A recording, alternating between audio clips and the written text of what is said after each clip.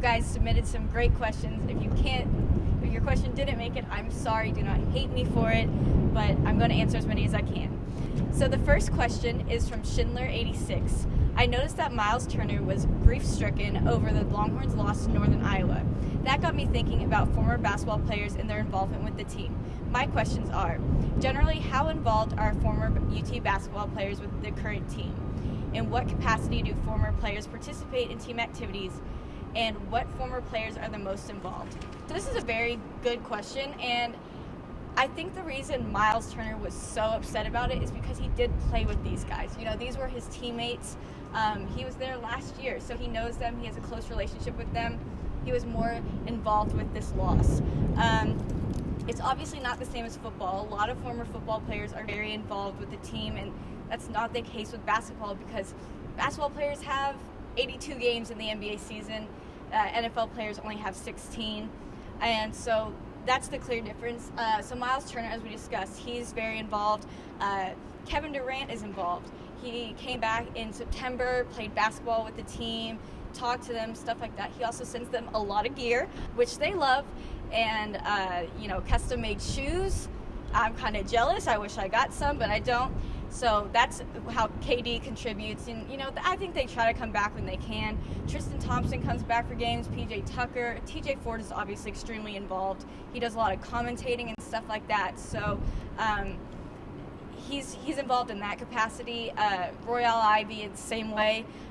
He comes back for games. He is coaching though, so he's not as involved as TJ Ford is, but all those guys are pretty involved. I'd say TJ Ford is the most. Miles Turner obviously has a close relationship with these guys, so he's involved in the friend capacity. But that was a great question, and Schindler86 had some other great questions that I will hopefully get to next episode. So question number 2 is from Big Ed Bookman. Will Charlie be here for the 2017 season? And maybe I should be a little quiet because we're right outside of Moncrief. But in my opinion, this depends on how they do next season. If next season is anything like this past season, he's out. And again, I hope no one's hearing me right now because we are right outside. So in Charlie's first season, they were 6-7, made a bowl game, but they lost to Arkansas in a blowout loss. It was awful, 31-7. And then the second season, he goes 5-7, doesn't make a bowl game. I think the only reason, Texas wouldn't fire a coach after 2 seasons. I think this third season is what tells everything.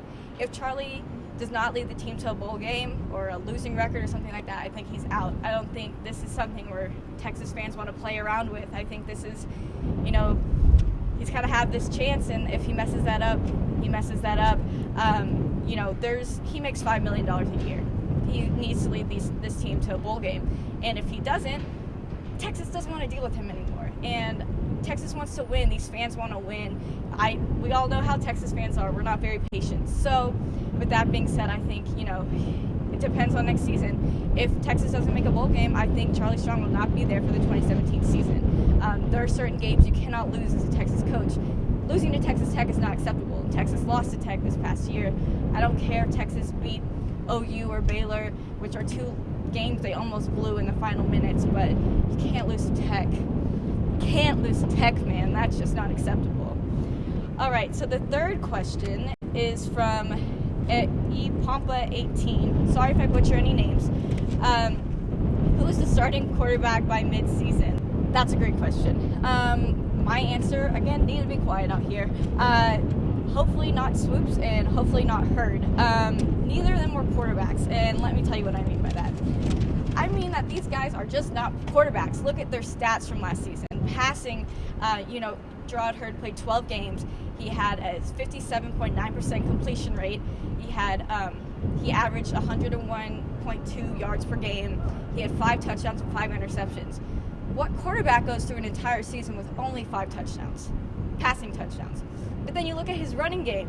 He had 3 running touchdowns, and he averaged 46.3 yards per game. That's almost half of as many passing yards as he had, but he's supposed to be a quarterback. Tyrone Swoops tells a very similar story. He played in 11 games. He has a 50.5% completion rate. He averaged 48.8 yards per game passing. He had 4 touchdowns and 1 interception.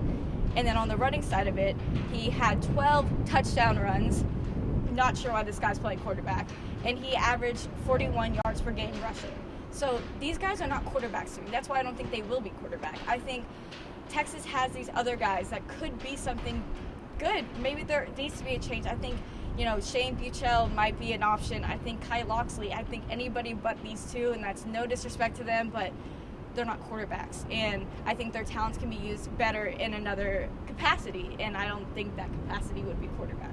The last question from Get Off My Ditka.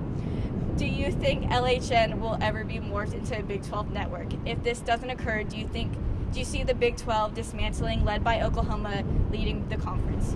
My answer to this is I hope it morphs into a Big 12 network. I think Longhorn Network sounded so great. I was so excited for it at the time, and it has very much let me down. I think it's let down a lot of people. Not saying they don't do a great job. It's just hard to make one network about an entire team. I think it would be so much better if it was a conference network. I would love to see a Big 12 conference network. I don't think Oklahoma is going to lead any dismantling of the Big 12. I think Oklahoma is smart enough, not trying to make any shots here. I think Oklahoma is smart enough to know that they cannot continue on without Texas. And Texas knows this is a mutually beneficial relationship. Losing A&M was bad enough, but I don't think OU will not go anywhere without Texas. I think if there were to be a dismantling of the Big 12, it would be co-led by Texas and Oklahoma. And, it would be something like we heard of the last few years about the Pac-16 type thing, where it would have been UT, OU, Oklahoma State, Texas Tech, Colorado, and Utah. Obviously, Colorado left the Big 12, but something like that would be more beneficial. I think OU is smart enough to know not to leave. I mean, look what happened to A&M. They leave to go to the SEC, and how is that working out for them?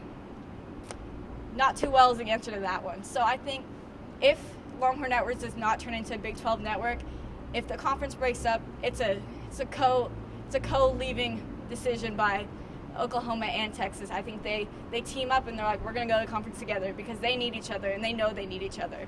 So with all that being said, thank you for your great questions. These were awesome. I have so much fun doing this. Stay tuned for more coverage of Texas Relays, and I'll be back next week, and thank you very much.